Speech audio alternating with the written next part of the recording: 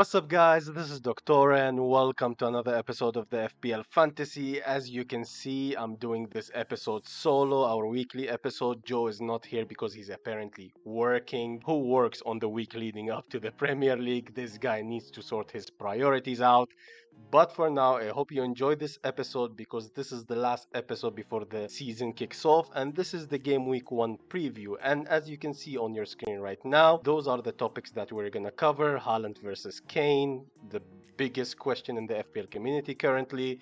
We have the best 8.0 midfielders. I'm gonna give my opinions regarding that, and which third Liverpool player to get, and my latest draft, and probably my final draft and team selection. We're gonna tinker a bit and see what I can end up with as well, kind of the options that I have in my mind, but I'm fairly set on this draft. If you enjoy this episode, don't forget to drop a thumbs up, subscribe if you enjoy our content, and let's get into this. And here it is. Shall we go for Kane or shall we go for Haaland? This question tormented me for the past few weeks because since the game launched and I've been tinkering, and I think 2 is the most balanced team. A lot of people are going for 3 for Salah, for Haaland, and for Kane. I think it's more balanced and kind of better to have 2 premiums and then spread the money around instead of having like an 11.5 and some team around. You can have a fairly good team, but I think with a 2 your team is much better. Now, I should mention that during this episode, you see a lot of pictures, and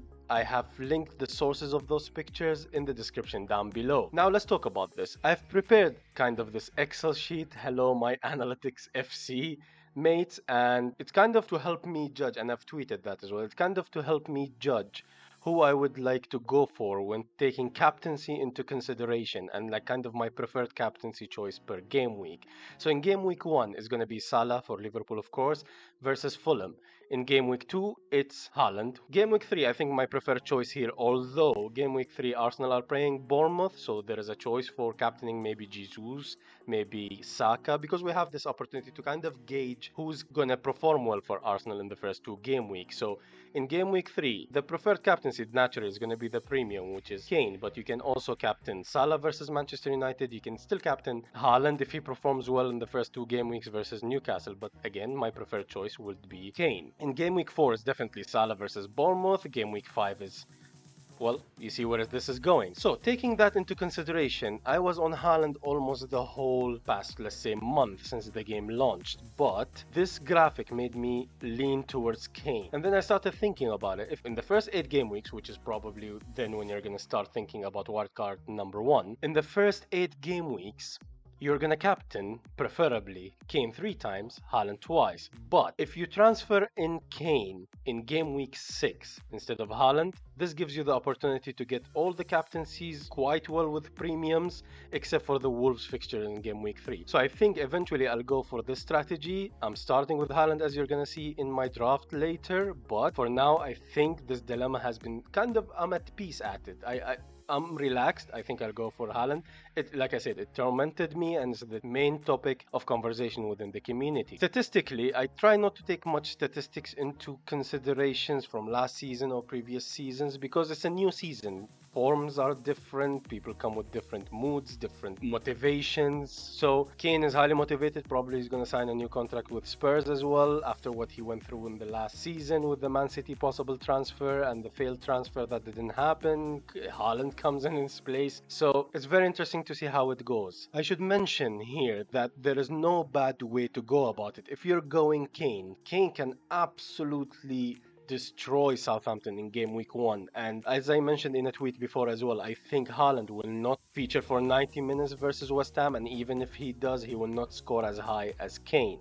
So going for Kane is not a bad choice, but for me what really sways it is this Bournemouth fixture in game week 2 for Haaland. Absolutely great captaincy option. We heard the talks are coming out of Bournemouth camp and they don't look great. They have problems in defense as well, so I think Haaland is a great choice. There is a lot of people also are going for Kane in game week 1 and then moving him on to Haaland, and I think this is a decent strategy, but I believe in the beginning of the seasons there are a lot of kind of bandwagons, some injuries, some suspensions that appear, and I'd like to keep this transfer kind of in my back pocket. It's not a bad strategy because if you think about it, If you believe that Kane will score 4 plus, let's say 5 points more than Haaland in game week 1, then it's worth doing this because taking it in isolation, if Kane scores one more goal, he basically brings this transfer points back. So to be in positive though, you need 2 returns. So I think it's not really unlikely that Kane gets 2 more returns than Haaland in game week 1, but I think it's unlikely enough for me not to, let's say, worry about a transfer in game week 2. That's why you tend not to book a transfer. So those are my thoughts regarding Haaland versus Kane. Let me know who you're going for down in the comments below. Moving on to the best, in my opinion, the 8.0. For the people especially who are going 4-4-2 formation, the main reason people are going, and I was going for a 4-4-2 formation, is because you have this 8.0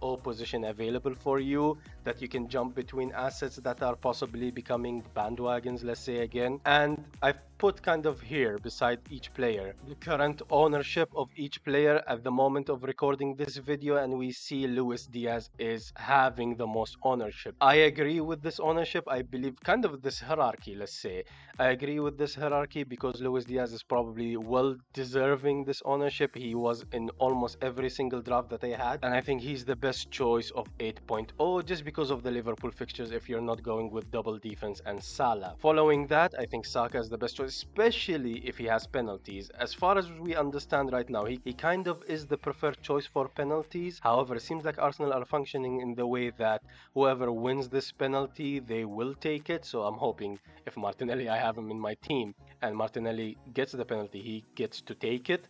So it seems like this is how Arsenal are functioning, but if Saka is confirmed the penalty taker, I think he's a steal at 8.0. Mount is the other choice. Mount at 10% ownership currently. I think he's a great differential. They have the attacking fixtures, especially, not the defending, maybe not from a defensive point of view, but from an attacking point of view, and he's playing very well. He has played in the preseason very well, so I think Mount is a great shout if you're looking for that differential. Now for Maddison, Maddison can be a differential, but there are a lot of transfer rumors around him, and I think I would steer clear from him at the moment because you don't know if let's say Brendan Rodgers benches him until the end of the transfer window. If he doesn't, maybe his mind is not into the game currently or into playing the football, similar to Harry Kane last season. I love Maddison. I absolutely love watching him play. He's always a consideration for me in FPL. He scores crazy goals. He outscores his XG in many cases. So you have those cases, but I think it's a stay away for now and let's see what happens during the transfer window. Now, moving on to who do we get as our third Liverpool player. Like, a lot of people have Salah and Trent Alexander-Arnold, and there is a lot of debate who's going to be the third. Some people are sticking with two and seeing who emerges, and I think we should capitalize, especially on the fixtures that they have and the fact that there are no European commitments. So I think 3 Liverpool is set for me. It's kind of what I've been building my teams around. I had Diaz on almost every single draft. I built teams around him, but I currently moved to Robertson, as you're going to see in my draft.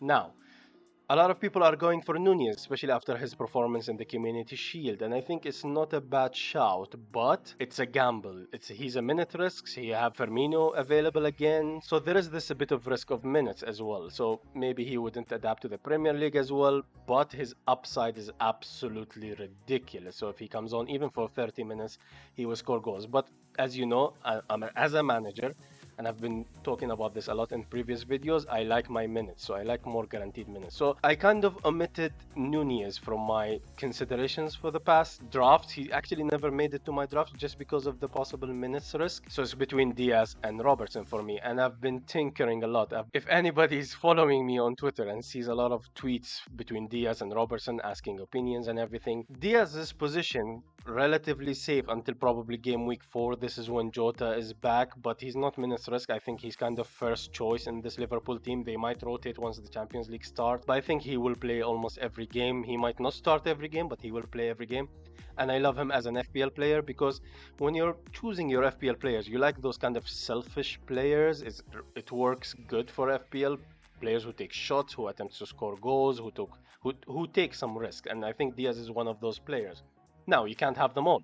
If I could, I would have Diaz and Robertson. If you are a person who's looking for flexibility and structure, I think Diaz is the better choice, but You have Robertson, who's on some set pieces, and as I mentioned in one of my tweets, that the eye test in the Community Shield, I saw him just chilling in the penalty area for a couple of minutes every single attack. So I think he's passing the eye test, and I think also the clean sheets contribute to this. It all depends on your preference as a manager. If you like this flexibility and the structure, you would go for Luis Diaz to have this 8.0 position available for you to kind of move between players. If Saka, Madison, as we mentioned, Mount start performing. But also at the same time, if you think about it, you never want to get rid of Diaz. So once you have 3 Liverpool, that's locked in. So there is argument for and against each of the players, but I think you go for Diaz if you actually prefer to have a bit of structure in your team. Going for Robertson, I like his attacking threats. He has more avenues to points, in my opinion. He has those set pieces, some corners, some attacking threat, and also the clean sheet points. So if you ask me in isolation, which third Liverpool player you would go for, I would go for, it's probably Robertson. So let's get into my latest draft. Now, as you can see on your screen, this is my latest draft. I have zero point 0.5 in the bank available for me. In the beginning, as you can see, this is a window capture. It's not a static image because I was set on this draft. I was done. All my dilemmas are solved. I went for Robertson instead of Diaz. I went for Haaland instead of Kane for the previously mentioned reasons. But then it was announced like 1 hour before I start recording this video that there's a possibility we have an 8.0 starting combination of goalkeepers, the 2 Leicester goalkeepers. So we have Ward and we have Iverson. Both are available at 4.0, so you're going to have almost a guaranteed goalkeeper for Leicester at 8.0, so saves you a lot of money. Now, let me explain to you why I have this draft in mind. First of all, from my last draft, my last video that I did my draft in, I have Perisic instead of Dyer. Last night, I watched James from Planet FPL with Late Riser on the FPL Wire podcast, and they had an hour talking about just Spurs assets. And James kind of, let's say, convinced me that Perisic is worth the risk. Again, you know me, I like my minutes, but Perisic is providing ridiculous amount of attacking threat. And if he doesn't come off before 60 minutes, he probably stays in the team. So versus Southampton, he can absolutely wreak havoc. I would have at least one Spurs asset, not maybe from an FPL point of view, but from footballing point of view, it will make watching Spurs more interesting here rather than just have no assets at all versus Southampton and just hate on absolutely Spurs assets.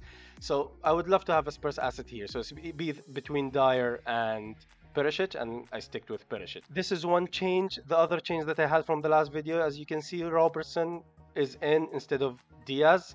And like I mentioned, I took it in isolation. Who do I think will score the most points? Forget structure, forget money in the bank, forget anything. Who do I think will score the most points? And in my opinion, the most person who will score the points in the first 8 game weeks will be probably Robertson, because he simply has more avenues to points. He can get off injured and I'm stuck with this position, but it only takes 2 transfers kind of to change the structure, and I'm willing to take this risk because you can apply the same idea and the same theory to Diaz.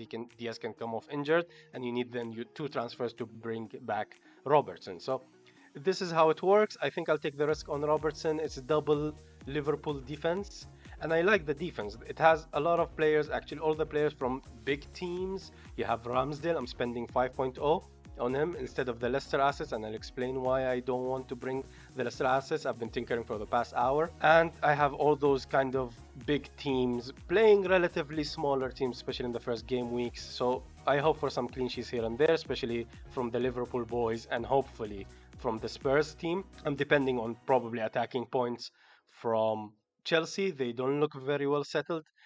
For so long, I had Mendy also as a goalkeeper instead of Ramsdale, but I think Ramsdale kind of spreads the risk, and they have relatively easier fixtures from a defensive point of view. This is nothing new, absolutely nothing new, but we have Jesus here. I had Watkins in my last draft in the last video, and I moved him to Jesus, especially after he scored those crazy goals in the preseason. My plan was to hold Watkins in the game week 1, game week 2, and then game week 3 moving to Jesus, because I think Watkins has better fixtures in the first 2 game weeks. But I think that still doesn't warrant, especially Watkins doesn't have penalties. Ings has the penalties, and Watkins is second in line as far as we know. So would Watkins score more points, at least 4 more points than Jesus in the first 2? I kind of doubt that. Yes, he has the easier fixtures, but If anybody has been watching our channel, Watkins is absolutely my nemesis, my FPL nemesis. Whenever I have him in my team, he blanks, I take him off, he scores versus like City or something. So Jesus is just basically not to book a transfer. And as you can see in the bench, is just 4.5s and 4.0s. I have Ward. Hopefully he starts getting value up and it builds up towards the wild card. Andreas, of course, is a dream of a substitute to have. We have Da Silva that I'm hoping that he starts, and then lastly Stansfield. Basically, I went through the 4.5 forwards. I chose the one from a team that I would probably never double up on, which is Fulham. So let's start tinkering a bit, and let me show you why I sticked mainly. The reason for thinking why I sticked with Ramsdale rather than going for the Leicester boys. Now, here is the transfer page, and I have 0.5 in the bank available for me. If I remove Ramsdale and get Iverson, this gives me 1.5 in the bank, as you can see here. So, where would I use this money? One of the ideas that I had in mind is to kind of find a 0.5, maybe Perisic down to Dyer, and upgrade Martinelli to Saka. That's one of the things I looked at, but I think Perisic and Martinelli offer enough value not to do that, and kind of Ramsdale is, let's say, plays for a better team than Leicester. Leicester look terrible. They're not signing anybody. They look like have given up on the transfer market for some reason. And Fofana is probably leaving as well, so that affects their defensive assets and their defensive points. So that's one of the ways I looked at it as well. I cannot really upgrade the defense. So Perisic might become Chilwell if I want, but Cucurella is possibly moving to Chelsea. So Cancelo cannot go up to anybody. Alexander-Arnold cannot go up to anybody. Robertson cannot go to anybody. So it's only Martinelli and probably Neto. And Neto can go to a Manchester United asset. Let's say Sancho, who's been not available in the last 2 preseasons games.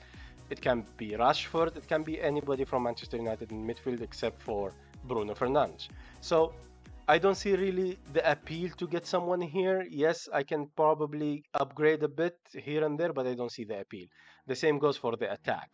So for that reason, Ramsdale stays in my team. Ward, as probably he's going to be the person who's going to start because Brendan Rodgers have been talking well about him and seems like he's determined to start Ward and Iverson as a backup. So Ramsdale comes back for me in the team and I go back to 0.5 in the bank for any price changes. Let's say Harry Kane absolutely goes crazy versus Southampton and I would like to bring him in my team, but his price is going up. I'm not going to be in a hurry because I have 0.5 in the bank for Haaland, let's say. So this is kind of my thinking. This is, let's say, my final draft. I don't see much changing unless press conferences on Thursday and Friday give me a reason to change something. But for now, I'm very happy with my team. Do share your team down below in the comments, and of course we will give feedback to every single one of them. Share this video if you enjoyed it. Drop a thumbs up, subscribe, and good luck in your game week 1. And we'll see you all in the next episode.